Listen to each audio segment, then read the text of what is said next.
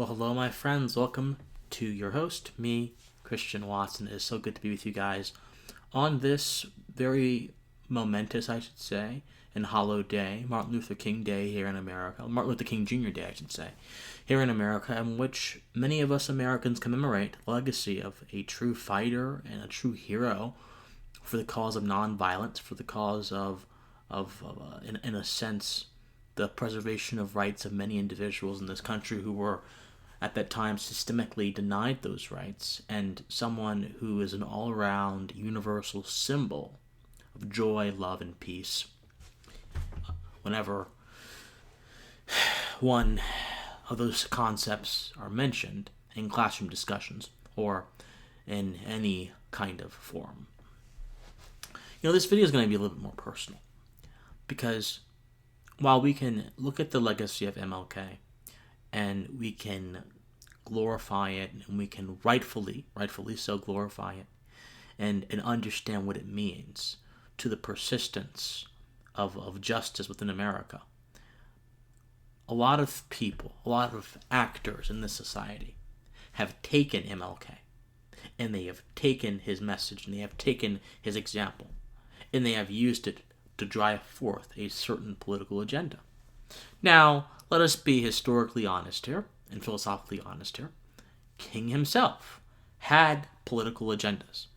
King himself was staunchly against American interventionism abroad. He opposed the Vietnam War. In fact, his opposition of the Vietnam War is primarily why a lot of people who were for the Civil Rights Act and for the more widely accepted legislative initiatives of his day immediately pulled their support from him. He saw poverty as violence and injustice. King himself had a lot of communistic alliances and beliefs.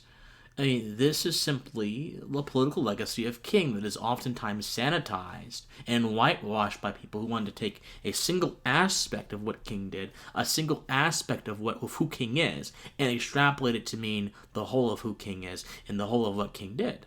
We have to understand that Martin Luther King, like any other person, was a uniquely and divinely complex human being whose actions extend beyond the simple adage of promoting nonviolent resistance to injustice. And so, when I see MLK used by either side, right or left, as a political football, when the course of a political debate is occurring, and someone says, "Oh, MLK would say this," as some sort of moral authority to prove their point, I wince. Similarly, when someone like Mr. Peniel E. Joseph writes an op-ed for CNN saying that Martin Luther King Jr.'s legacy demands truth before unity and essentially attacks many conservative and right-leaning politicians like Barry Goldwater and so forth, and President Trump, as all being raving white supremacists, I get equally, if not even more, frustrated. The bastardization of Martin Luther King and the utilization of Martin Luther King as this validating mechanism for each political side must cease. We have to understand, people, that the course of these ideas, these fights, they're not about us. They are about the principles that are conveyed through their commencement. So the fight for civil rights was not really about people. It was about principles of decency and justice. Now, of course, those principles of decency and justice are deviating away from their proper function, and they're being used by a lot of left-wing activists to extend the meaning of decency and justice for solely political, subjective aims, which are predicated upon worldviews that are incorrect. For example, let me give you an example. Every single Martin Luther King Day, Ebenezer Baptist Church has a service that commemorates the legacy of Dr. King. It is ran by the King Foundation. Now, you may remember Raphael Warnock, who is an extreme progressive, who is now the senator from Georgia, one of the senators from Georgia, Ossoff is his contemporary. He typically preaches at that sermon. I'm not sure if they'll have a sermon today. I don't know. I imagine there'll be a Zoom sermon, but every single sermon there is a keynote address. And almost every single sermon, they have a very, very politically charged keynote address.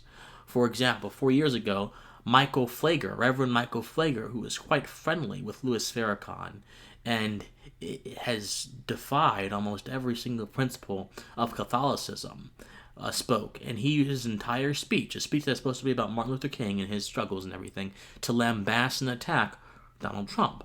Cornel West spoke, and he did a similar thing. He used the entire speech to lambast and attack what he saw as injustices in America. When we don't understand history through the definite definitions of various concepts that we use to measure value judgments by injustice, justice, prosperity, poverty, whatever it might be, fair, unfair, equity, equality, whatever it might be, when we don't have concrete working definitions for those things that are corresponding to reality, you end up with a sort of carnival-esque political activism, carnival-esque, performative-esque idea of these things, rather than something that is going to actually hit the effect that it was meant to hit. Justice, I find, has been compartmentalized to mean different things for white and black folks. Because many people, especially at the King Center, push the idea that, of course, black folks, just as the day of MLK, are perpetually and systemically held down by certain vestiges of society. They pushed the idea. I heard Bernice King herself say that property rights, you need to be less concerned about property rights and more concerned about the common good. I have heard so many pernicious ideas put through the annals of these organizations, all, again, under King's tutelage. And I find it concerning. Because for those of us who do admire King's admiration and affiliation with nonviolence, for those of us who do admire his tenacity and grit against a system that seeks to snub the natural rights of so many African Americans, for those of us who admire those qualities, that is being overshadowed by the activist tenor of the King family, the activist tenor of many King adherents. But of course, it is not prudential of us to forget King's more political, subjective qualities either. Because King's actions in defense of individuals who had their natural rights snuffed out by corrupt cops and so on, that is objectively correct. King's admonition that poverty is a form of injustice and that, whatever he might have said, that is ultimately subjective. And if the goal is to get people to admire the quality of King, the true quality of King, or the fundamental quality of King, those things should not be pushed as much. But back to the personal stuff. It has been very isolating as a black, libertarian-minded individual because a lot of people who study civil rights or who fight for civil rights these days don't have an individualistic framework. In fact, a lot of black Americans don't have an individualistic framework because a lot of black Americans are being misled by a pernicious class of grievance merchants, such as Jesse Jackson and Al Sharpton, and more contemporarily. And I hate to say this about the man because I think he's a nice man, Reverend William Barber, who recently just said that to raise the minimum wage is not only the economically sound thing to do, it would be economically insane not to raise the minimum wage. Again, taking an issue of science, an issue of the science of economics, which is ultimately the science of human interaction, and reducing it to an issue of social justice, which is a warped form of justice that, as I mentioned before, extends and manipulates the objective definition of justice, which has to do with the protection of our rights. Taking all this stuff and then mixing it up into a political statement and putting it out to the world under the tutelage of civil rights, I mean, eventually you have a system of thought, a paradigm that captures those within it to have a certain opinion, a certain perspective, a certain granular perspective about a particular thing without regard for their individual selves, or if they have any regard for their individual selves, it's always a regard to their self in relation to their blackness or their skin color or their gender or their class, and not in relation to the wholeness of who they are. Because you are not defined, my friends, by things which are an antecedent to your existence. Who am I talking to right now? You are defined, A, by your unique soul as a human being, and B, what you do with that unique soul and genius you have.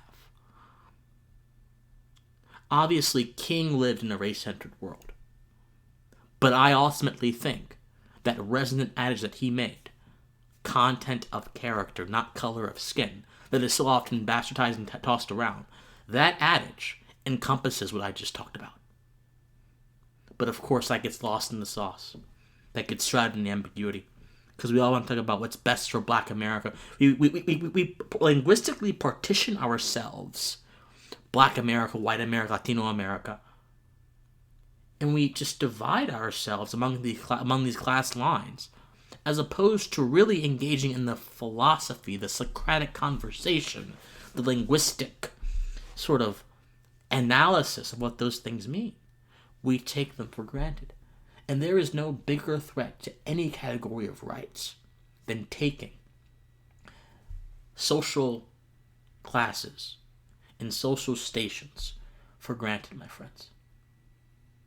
So ultimately, I want to just leave you guys with this. America has come very far as it relates to racism, and I think that the claims of systemic racism that are shouted to the rooftops today are overly exaggerated and reflect a misunderstanding of the proper statistical analysis of disparities. It reflects an attempt to make every disparity or every ounce of difference into an injustice, which reflects a profound misunderstanding of human nature. But beyond that, the biggest thing we can do, any of us, regardless of what your political perception is, the biggest thing you can do on this MLK Day to honor MLK is to begin understanding who you really are, to begin understanding who Americans, regardless of their skin color, class, creed, sexual orientation, whatever, who they really are. It is to begin to fight the root of the nexus of racism, which is group categorization. Because for me, I don't see any progress for any class in this country, if you could even call them that, especially Black Americans, if we don't begin changing our mindsets. If we continue to operate under the Jim Crow mentality, that we are still victims, that we are still slaves to circumstance, that we are still wounded by history, that we deserve reparations, all these baleful ideas, because it is simply a different form of Jim Crow that is, instead of being instituted by institutions and governments and police stations, it is instituted by the very same people who claim to be the savior of this mystical, cosmic conglomerate of Black America.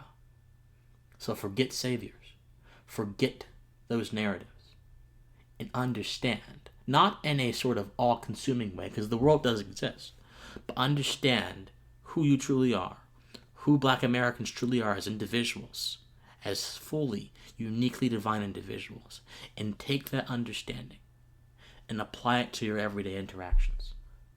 Because that is what I'm going to do as an individual, as a Black individual.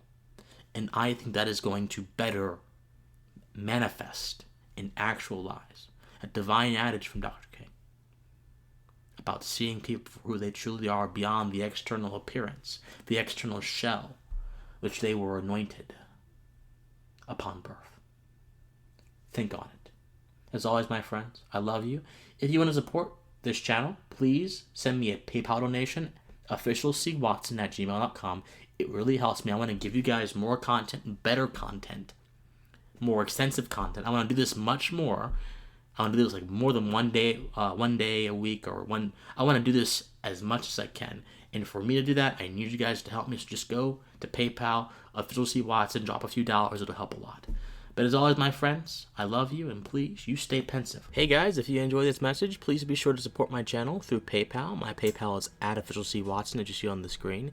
Any amount helps. Thank you so much, and stay pensive.